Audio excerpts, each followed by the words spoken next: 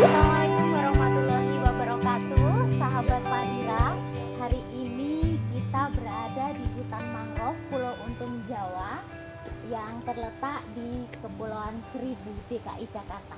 Seperti yang sahabat Padira lihat ya, suasananya sangat sejuk sekali. Dan hari ini sangat spesial. Tanggal 8 Maret tahun 2022 ini kita merayakan International Women's Day atau sering kita sebut dengan Hari Perempuan Internasional. Nah, ke berapa coba? Ke 111. Jadi sudah 1 abad lebih ya. Nah, hari ini kita bersama dengan Bunda Musdah Mulia akan bincang-bincang nih terkait dengan Hari Perempuan Internasional. Nah, apa sih relevansinya terhadap kondisi perempuan di Indonesia? Nah, perempuan di Indonesia nih kita kan sudah bisa mengakses pendidikan ya Bun ya. Apa masih relevankah kita bicarakan gitu perjuangan di Hari Perempuan Internasional? Ya, kalau kita bandingkan dengan Indonesia ya terus terang aja, Kartini itu hidup tahun 1890 sampai 1905 ya. Jadi sebetulnya Kartini lebih awal ya menggagas tentang pentingnya pemberdayaan perempuan, pendidikan untuk perempuan. Karena kalau saya melihat sejarahnya, Women's Day ini mulai 1911. Jadi kita sekarang ini udah 111 tahun ya, udah 1 abad lebih. Tetapi jauh sebelum itu kita sudah punya tokoh-tokoh di Indonesia luar biasa ya. Sebelum Kartini kita punya raja-raja perempuan di Aceh, raja-raja perempuan di berbagai kerajaan di Nusantara, di Bugis Makassar ya, di provinsi di Palembang juga ada tuh seorang perempuan yang hebat sekali. Lalu ada jurnalis yang terkenal ya, Rasuna Said, itu sudah mulai abad ke-20 sih ya. Tetapi saya melihat bahwa perjuangan kaum perempuan itu enggak kalah deh ya dari perjuangan perempuan sedunia.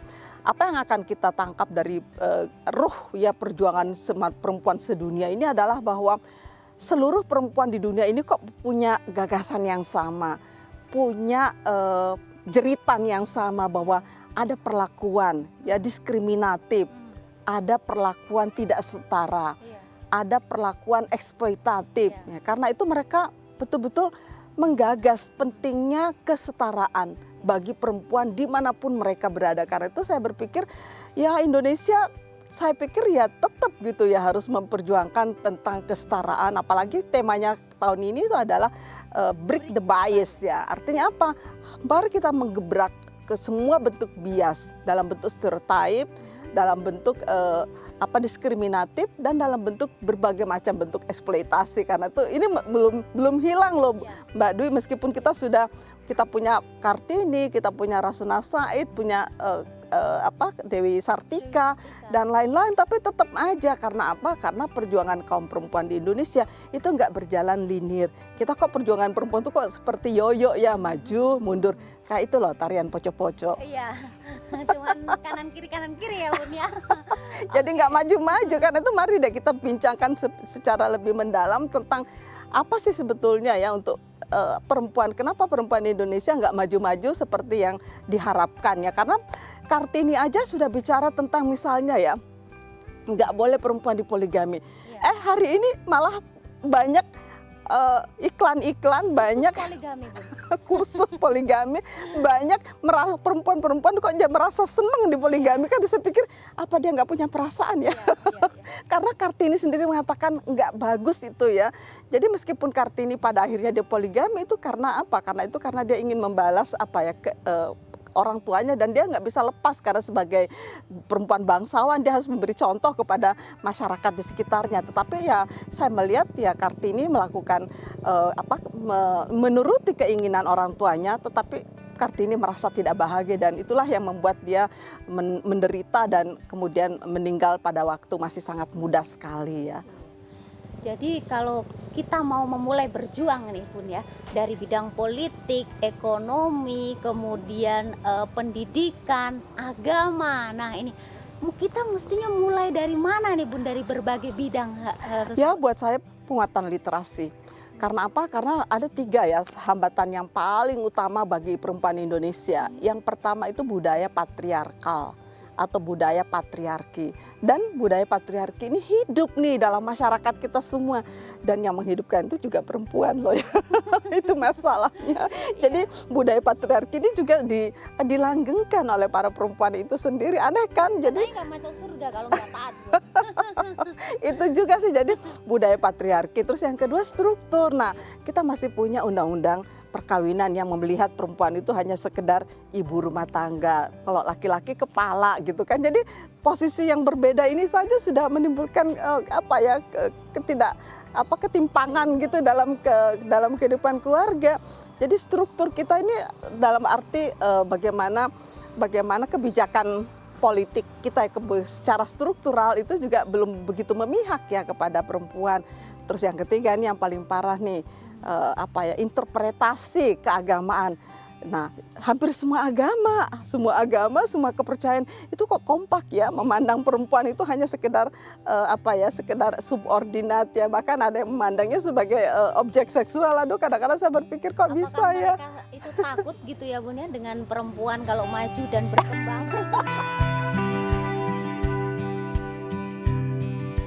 Di Indonesia ini kan di bidang pendidikan, kesehatan, kemudian politik itu kan sudah terisi ya Bun, beberapa perempuan yang ada di situ.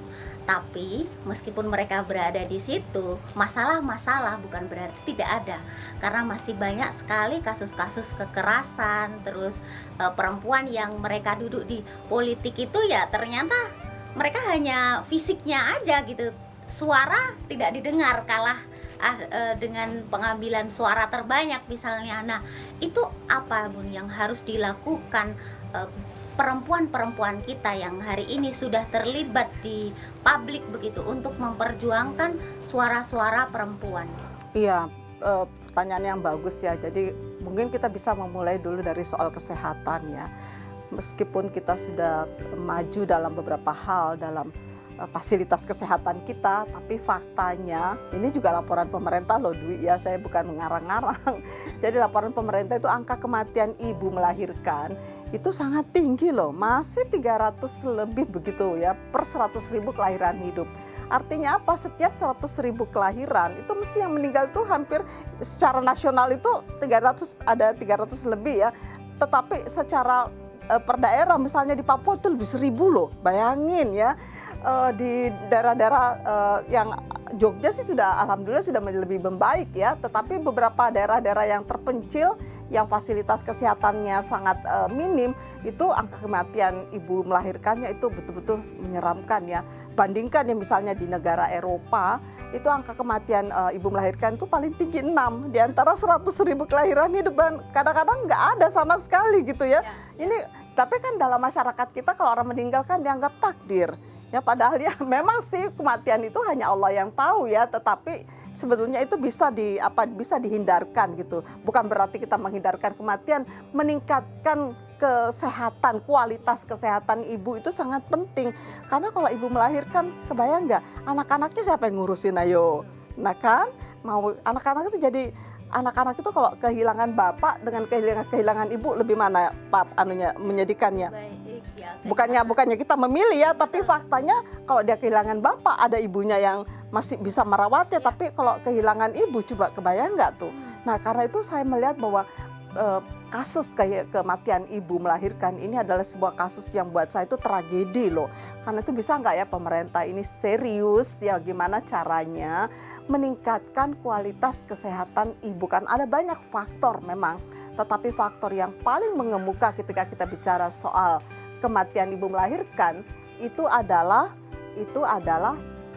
persoalan ketimpangan gender dalam keluarga. Nah itu kan kalau kita lihat kenapa kasus ini terjadi adalah karena faktor ketimpangan gender dalam keluarga. Belum lagi faktor kesehatan lingkungan, belum lagi minimnya fasilitas. Jadi kalau orang ibu mau meninggal itu kan, ya Allah, mau ke puskesmas itu kok susah banget gitu. Apalagi tempatnya terpencil ya, apalagi tahu nggak di teman. Seperti di pulau ini saja, Bu. Ini dia. Ada fasilitas kesehatan kan Itu yang dia. memadai, Jadi dia harus nyebrang pulau dulu. Gimana kalau orang melahirkan itu kan? kalau melahirkan terus dalam kondisi yang harus menghadapi dokter kan. Gimana? Nah, itu baru kita bicara soal kesehatan ya. Iya. Belum lagi bicara soal ekonomi. Tadi kan kita bicara sama ibu-ibu nelayan kan. Iya. Coba gimana kata ibu-ibu nelayan tadi? Ya hidupnya Mereka betul-betul. ditinggal suaminya selama 2 minggu untuk berlayar. Dan hanya pulang bawa uang 500.000 ya kan. Iya. Itu kalaupun dapat, kalau musim-musim paceklik atau musim-musim angin kencang, mereka kan tidak melaut. Iya. Sementara kalau mereka tidak melaut kan tidak punya pendapatan. Nah, kalau dia nggak punya pendapatan, dia kan tetap makan kan? Iya. Konteks di Indonesia ini soal dampak dari peringatan Hari Perempuan Sedunia terhadap ya kesejahteraan, terus kemudian politik perempuan itu sebenarnya sudah menurut Ibu sudah berpunya dampak yang positif atau kita ini sebenarnya masih diam di tempat sih, Bu? Nah, sebagai seorang pemimpin gerakan perempuan, apa yang Mbak Ruba rasakan? Jadi pengalaman sendiri aja, kira-kira sebagai ketua organisasi Suluh Perempuan, kira-kira apa nih yang sehari-hari ini Mbak Ruba advokasikan di masyarakat itu apa? Supaya kita juga teman-teman Padira bisa mendengarkan juga nih realnya di Indonesia itu kayak apa? Ya, kalau selama ini kan seperti yang pernah saya bicarakan sama Ibu berkali-kali gitu kan. Sebenarnya kita ini juga berharap bahwa kemudian pemerintah itu lebih mendengar suara-suara perempuan gitu kan, sehingga kebijakan-kebijakan negara itu juga berpihak. Salah satunya yang kita desakkan itu kan RUU PPRT, perlindungan terhadap pekerja rumah tangga, dan RUU TPKS itu. Tapi ya begitulah, Bu. Itu. Oh, dua rancangan undang-undang ini belum ya, padahal ini sangat-sangat krusial. Ya, nah padahal itu sangat krusial gitu loh. Nah, di hari IWD yang ke 111 ini menurut Ibu apa nih yang kemudian harus kita dorong dan desakkan bersama supaya dua undang-undang itu bisa segera terwujud gitu? Ya, saya sih inginnya langsung kepada Presiden Jokowi aja ya, karena bagaimanapun juga Presiden Jokowi punya komitmen untuk membangun demokrasi, punya komitmen untuk membangun pemberdayaan perempuan yang lebih baik. Jadi saya berharap tolong deh, jangan lewat tahun 2022 ini. Rancangan undang-undang tindak pidana kekerasan seksual itu sudah harus disahkan. Dan juga teman-teman di parlemen tolong deh please ya, ini adalah undang-undang yang sudah sangat darurat ya, dibutuhkan ya, penting sekali. Tetapi juga bukan hanya itu, kita masih punya RUU PPRT, rancangan undang-undang perlindungan pekerja rumah tangga.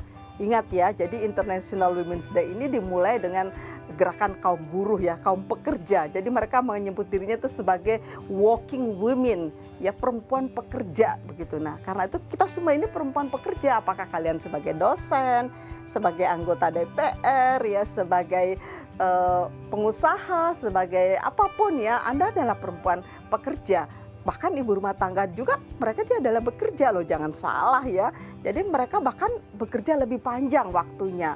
Lebih kalau disuruh memilih, saya nggak bisa memilih sebagai perempuan ibu rumah tangga, karena seluruh waktu kita habis untuk bekerja. Ya Allah, nggak ada waktu istirahat, tahu nggak sih? Ya nggak ada waktu jeda ya. Kalau saya melihat para perempuan di rumah tangga itu luar biasa. Karena itu mari deh kita menghormati perempuan, kita menghargai kemanusiaannya dan menghargai pilihannya juga untuk bekerja dimanapun dia bekerja, termasuk mereka yang memilih untuk bekerja sebagai ibu-ibu di rumah tangga. Itu juga pekerja kan? Sahabat Padira, terima kasih banyak sudah mendengarkan bincang-bincang kita di Hari Perempuan Internasional. Tema pada tahun 2022 ini, break the bias. Jadi kita harus berani menyuarakan hal-hal yang bisa mematahkan kesetaraan gender di bidang apapun. Mudah-mudahan Indonesia semakin maju dengan adanya kontribusi perempuan. Terima kasih. Assalamualaikum warahmatullahi wabarakatuh.